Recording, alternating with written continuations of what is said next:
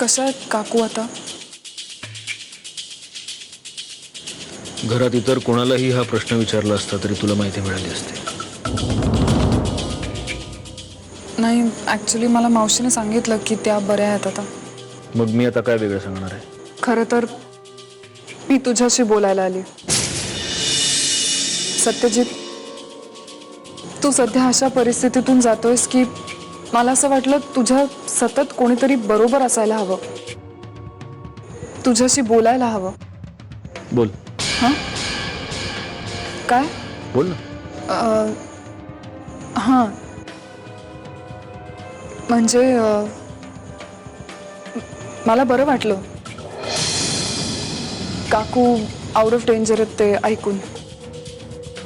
पण कसं होतं ना सत्यजित की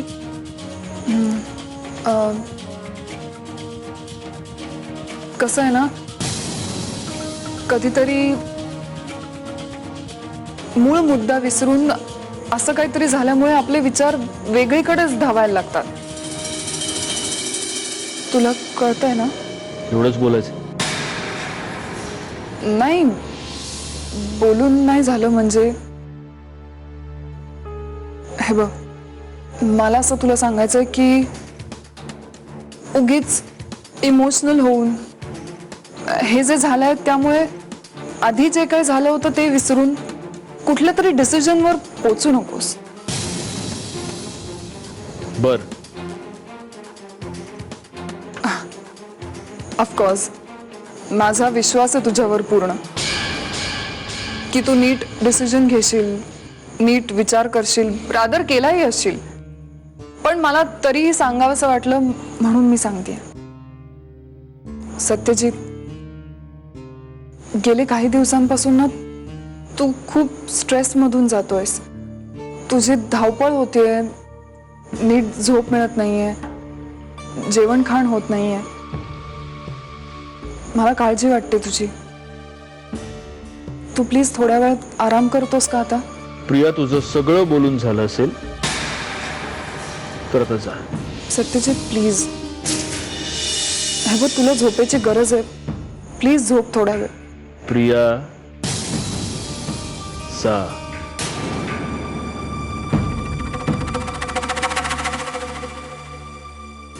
नाही, तू जोपर्यंत इथे झोपत नाहीस तोपर्यंत मी कुठेही जाणार नाही. आणि मला यावर कुठलाही आर्ग्युमेंट्स नकोय. सत्यजित प्लीज झोप आत्ता.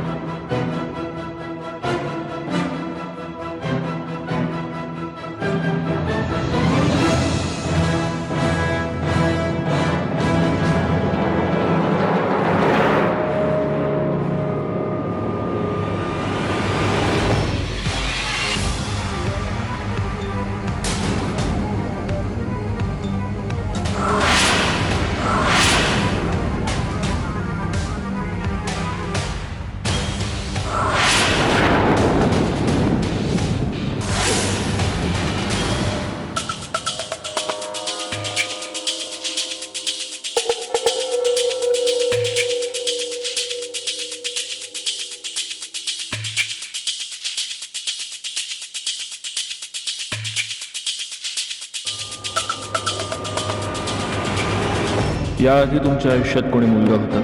नाही, तुमच्याशी खोटं बोलायची मला काहीच गरज नाही. हा तुझा कॉलेजचा मित्र? हो.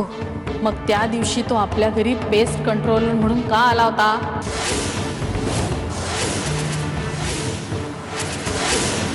मंजिरी, तुला माहितीये, तू ज्या दिवशी मला हे पत्र लिहिलंस ना, त्या दिवसापासून मी रोज हे पत्र वाचतो.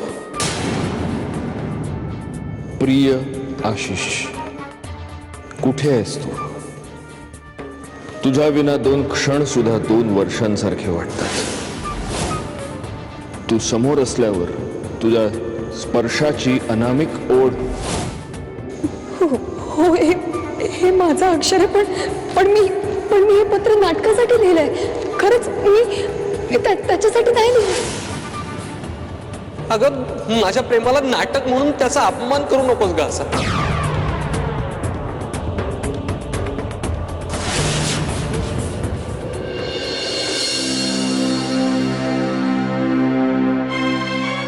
चोवीस तासानं का होईना पण त्या शुद्धीवर आल्यात.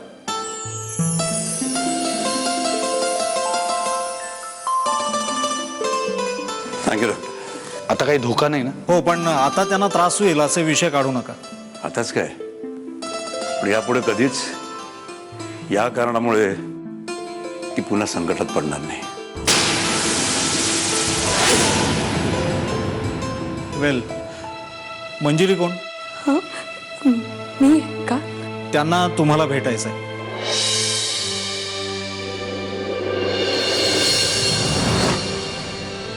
हो, मी पण मी सांगितलेलं लक्षात ठेवा, धोका टळला असला तरी केवळ त्या हट्ट करतायत म्हणून मी तुम्हाला परमिशन देतो.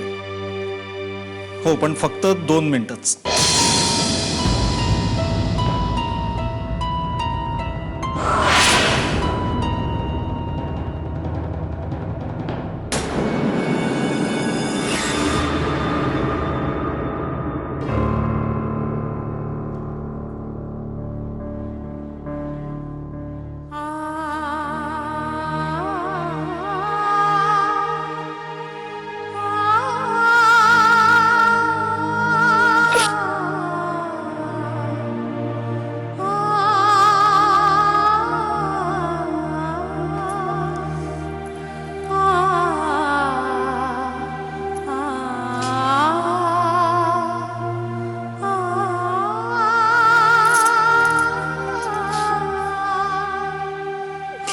विश्वासघात केला ना तू. यांनी ट्युशन दिली असणार तुला. लग्न लावून देतो तुझं. लग्न कर ना, लग्न कर. लग्नानंतर पण बॉयफ्रेंड ठेवता येतो. नवऱ्याला काय कळतंय? माझ्या मैत्रिणीच्या घरी जाते सांगून बॉयफ्रेंडला भेटायला जाता यायला येतं. नवऱ्याला काय कळतंय? नवरा आपला करतोय फोन, फोनच्या मागे फोन करतोय. नवऱ्याला काय कळत? फार्म हाऊस वर सुद्धा बॉयफ्रेंडला बोलून घे असं पण सांगितलं असेल यांनी तुला. मी हवं तर पाय धरतो.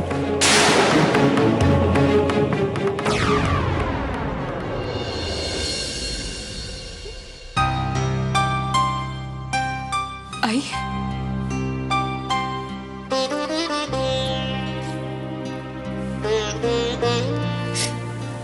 आई,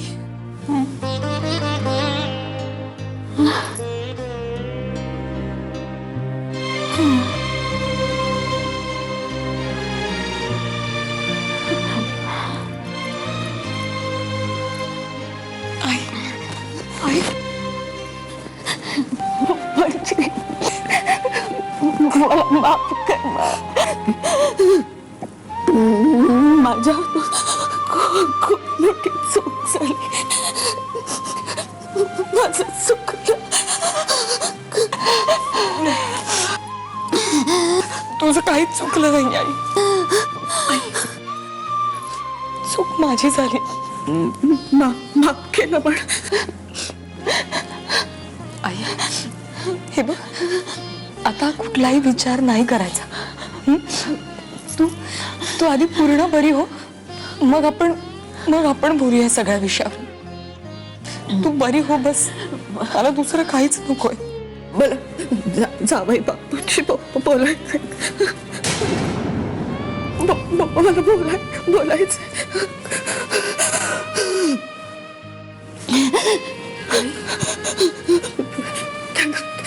त्यांना सगळं सांगायला हवं. मी तुझ्याकडून वचन घेतलं होतं आई.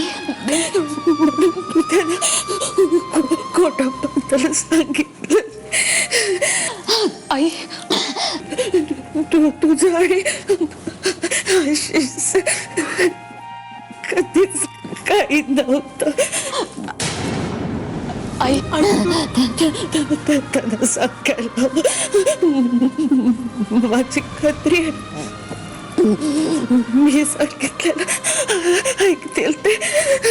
आई, तू थोडी शांत हो आधी प्लीज. थोडी शांत हो. हे बघ तुला आता आरामाची खूप गरज आहे. तू फक्त आराम कर बस. बाकी कसलाही विचार करू नकोस. त्यांना सांगितल्याशिवाय माझ्या मनावरच उतरणार नाही. आई आई हे बघ डॉक्टरांनी काय सांगितलं माहितीये का तुला? डॉक्टरांनी तुला अजिबात विचार करायला सांगितलेलं नाहीये. तू फक्त आराम कर, कुठलीही काळजी करू नकोस प्लीज. हे बघ तू बरी झालीस ना की आपण मग बोलूया सगळ्या विषयावर. तू प्लीज आई. त्यांना बोला, मला बरं वाटेल. आपण नंतर बोलूया ना या सगळ्या विषयावर. तू तू तू फक्त आराम कर, पटकन बरी हो बस प्लीज. म्हणजे जावई बापूचा बोला, त्यांना बोला पाठव. मला बोला.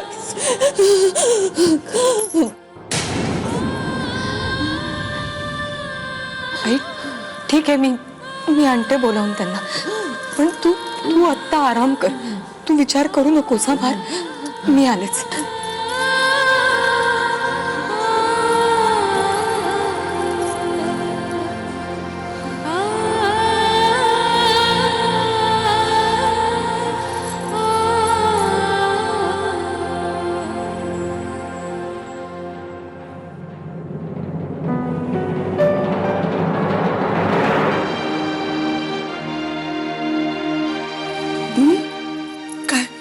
काय म्हणाली आई? मधुरा मला जे वाटलं होतं ना ते खरं निघालं शेवटी. म्हणजे मधुरा, आईने खूप मनाला लावून घेतली आहे ही गोष्ट. खूप तडफड आलाय तिला तिचं. तिने ना पक्की समजूत करून घेतली. जे काय झालंय ते फक्त तिने दिलेल्या वचनामुळे झालंय बस. पण मग आता आपण काय करणार आहोत? कसं सांगणार आहोत तिला? आई म्हटली की तिला भेटायचं आहे यांना, सगळं सांगणार आहे म्हणाली ती. माझं एक काम करतेस का? हे बाहेर असतील अगं कुठेतरी. तू पटकन त्यांना बोलवून आणतेस का? नाही अगं, ते कधीच गेले. गेले? मधुरा एक काम कर ना प्लीज. तू आत्ताच्या आत्ता घरी जा आणि त्यांना घेऊन ये प्लीज. मधुरा माझं एवढं काम कर प्लीज. हो मी येते.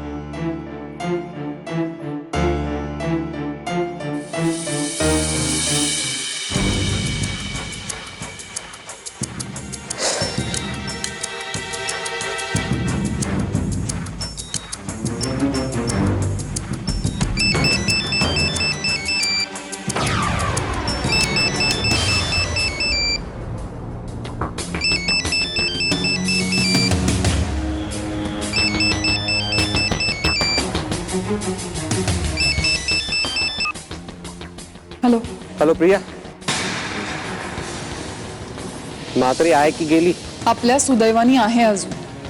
ठीक आहे, मी नंतर फोन करतो. मग वेळ लागलाय का तुला? सांगितलेलं कळत नाही? पुन्हा पुन्हा मला इथे फोन करत जाऊ नकोस. मी घरात राहते. इथे सत्यजित, मावशी सगळे असतात. कोणाला कळलं ना तर. बरं, मग काही महत्वाचंच काम असेल तरच फोन करेल. ओके ठीक आहे. आणि खूप महत्वाचं माझ्याकडे काही असेल तर मी सांगेन. ठेव फोन आता. ठीक आहे,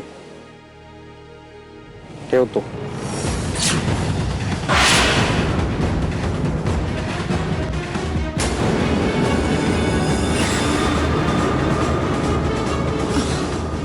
मधुरा.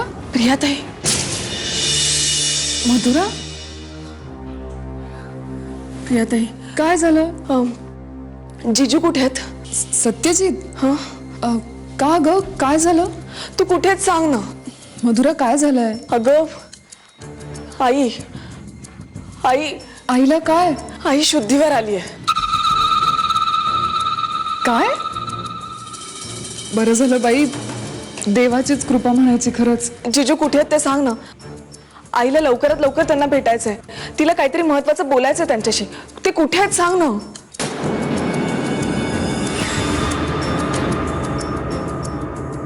पण सत्यजित तर नाही येणार आता. काय? तू प्लीज कर ना काहीतरी. अगं आईला त्यांना अर्जंट भेटायचं अगं, तिला काहीतरी महत्वाचं बोलायचं असं म्हणत होती अगं ती. तू तू बोलून बघ ना ग जिजूंशी प्लीज.